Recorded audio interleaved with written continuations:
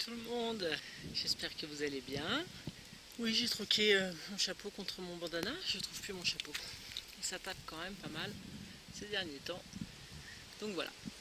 Aujourd'hui, le thème de la vidéo, ce sera sur une plante particulière, une seule plante, parce que je pense qu'elle est quand même assez importante, en tout cas dans la région où je vis, et donc plus dans le sud de la France. Il s'agit de la sarriette. Donc pour moi, ce sera la sarriette des montagnes. Et bon, je pense qu'on peut en trouver quand même pas mal en France, mais ou alors vous l'achetez. Mais en tout cas, je vais vous montrer celle que j'ai chez moi. Donc on dit souvent qu'il faut plutôt l'accueillir au printemps, enfin quand elle sort, et puis ou à l'automne. Peu importe, hein, moi je vais un peu la faire sécher, peut-être la consommer là, en ce moment là. J'en ai peut-être besoin pour deux trois petites choses fraîches. Et puis bah, je vous en parle, je vous la montre. Et je vous parle un petit peu de toutes ses propriétés et en quoi elle est intéressante. Alors là voilà ma sarriette. Donc pour l'instant je vous la montre de loin. Vous voyez, ça fait des petites touffes comme ça, à côté de la lavande qu'on peut voir, à côté du laser de France pour celui-là, plante comestible aussi. Et donc j'ai plein de petites touffes ici, là, enfin j'en ai un petit peu partout dans mon coin là. Voilà, ça ne manque pas, avec les petits points blancs. C'est donc de la sarriette. Ici. Et voilà, il y en a un petit peu partout dans ce coin-là. Mon petit coin que j'aime bien, près de mon torrent. Et donc c'est impeccable pour faire la récolte ici. Voilà. Là, ça ne manque pas. Alors je vais vous la montrer de plus près et je vais vous en parler. Alors là, je vous montre donc les petites feuilles plus en détail avec les fleurs donc en ce moment. Donc là, mi-août, fin août. Donc c'est une plante qui appartient à la famille des lamiacées, donc tout ce qui est en fait thym, lamier, lavande, sauge, épière, etc. Il y en a pas mal dans ce domaine-là qui sont d'ailleurs comestibles. Là, pour moi, c'est la sarriette des montagnes. Donc c'est une plante médicinale, comme le thym un petit peu, ça ressemble au niveau de l'odeur d'ailleurs un petit peu, euh, avec un légèrement poivré et une petite note de menthe aussi. Évidemment on s'en sert en infusion essentiellement, donc 3 pincées dans de l'eau bouillante pendant 10 minutes par exemple. Et puis sinon au niveau de problèmes digestifs, elle est bonne pour la diarrhée, la digestion difficile, des douleurs gastriques, des éructations, des petits rôles, des flatulences, je ne vous précise pas. Ok, elle aurait aussi des propriétés antioxydants. Donc bon, ça je vous laisse aller voir. Elle permet de lutter aussi contre les maladies hivernales telles que les angines, la bronchite, la grippe, le rhume. Elle a une action sur la peau, donc antiseptique, antibactérienne, anti-inflammatoire. Donc on prend un coton-tige, une compresse, hein, on le met dans une infusion et puis on applique plusieurs fois par jour.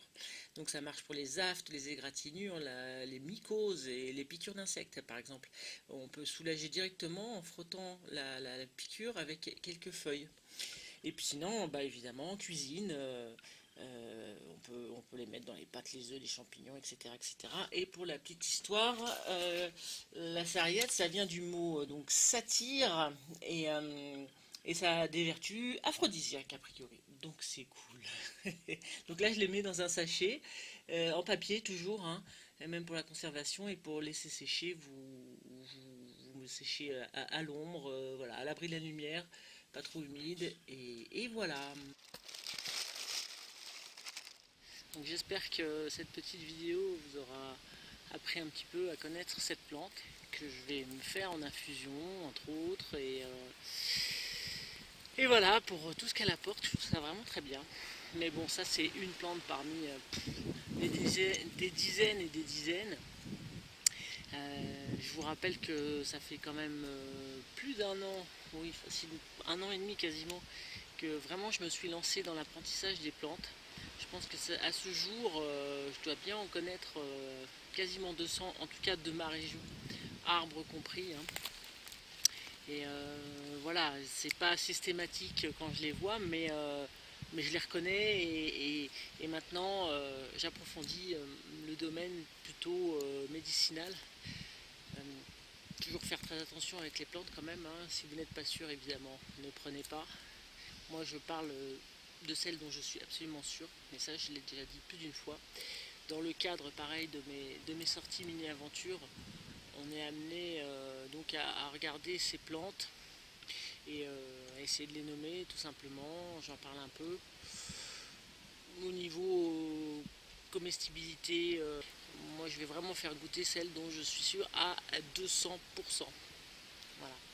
Je suis pas botaniste, comme je l'ai dit bien souvent, et je fais très attention à ce niveau-là. Mais c'est un vrai plaisir et je vous encourage vraiment à vous lancer dans cette quête-là qui est vraiment hyper passionnant. Hein, quand on commence à s'intéresser, à mettre le doigt dedans, ça devient vraiment un jeu. Donc je vous encourage encore une fois à vous mettre au travail, parce que c'est du travail, je peux vous le garantir. Là, un jour je vous posterai toutes les photos de ce que j'ai pris, avec toutes les plantes que j'arrive à reconnaître. Vous verrez que c'est impressionnant. Voilà. Ah, un point très important, je ferai une vidéo très prochainement je pense, c'est la façon dont je reconnais les plantes. Il y a plusieurs façons, je vous l'ai dit vite fait. Bon, évidemment, il faut acheter des livres. Ça, je vous les présenterai dans une autre vidéo, même si c'est déjà fait, mais ça a un petit peu évolué. Il y en a que je préfère, etc. Et je m'aide évidemment énormément de la modernité de la vie d'aujourd'hui. C'est-à-dire qu'il y a une application qui s'appelle PlanteNet, que j'utilise beaucoup. Et ça, je ferai une vidéo dédiée, mais bon, à chaque fois, je manque de temps, je fais autre chose, etc. Mais ça, va falloir que je vous en parle, parce que c'est une application intéressante, mais il faut savoir l'utiliser. C'est pas si simple que ça. Et ça va pas vous donner à la Shazam tout de suite le nom d'une plante, va falloir travailler un petit peu derrière. Mais ça, je vous l'expliquerai. Moi, ça me donne des indices. C'est-à-dire qu'une fois que j'ai pris la plante en photo et qu'il me fait des propositions, je pars de ces propositions. Soit je reconnais tout de suite la plante, mais des fois, il se trompe complètement. Il faut le savoir. Plantenet, c'est bien, mais c'est pas fiable à 100%. Mais moi, ça m'aide énormément. Et à partir de ça, je vais soit regarder sur internet par rapport au nom de la plante, soit j'ai reconnu à peu près la famille, donc ça va m'aider un petit peu à chercher aussi dans les livres ou sur internet. Soit il y a des groupes aussi sur Facebook, quelle est cette plante en particulier, qui aident énormément. Donc après, voilà, c'est à partir de photos, on peut arriver à identifier une plante, mais c'est un long cheminement parfois, très long cheminement. Ça peut prendre très longtemps, parce qu'il y a des plantes qui se ressemblent et c'est hyper dur de les différencier. Il faut vraiment regarder la plante dans tous ses détails. Il n'y a pas que la fleur ni que la feuille qui peut nous aider à identifier une plante.